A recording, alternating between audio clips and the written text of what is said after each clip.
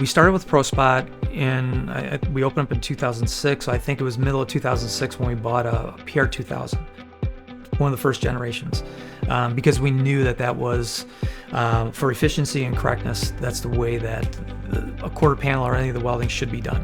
It takes the human element out of it. We upgraded that, I want to say probably 8 years ago, to the i5, and it is a workhorse.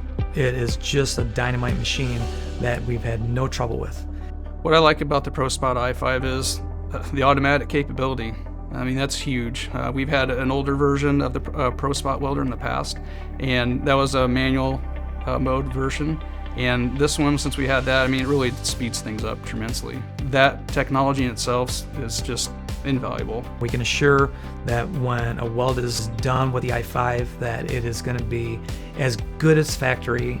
Switching out the attachments is quick and easy. I like the liquid-cooled system, because beforehand we just had an air-cooled system, and the tips definitely got hot. This, I mean, you can weld back to back, and it's still pretty cool to touch. We've had the i5 for 8 to 10 years at least. We've had very few issues with it at all. Issues that we have had, I mean, they're easily taken care of. I mean, the service guy can come out and fix it no problem for us.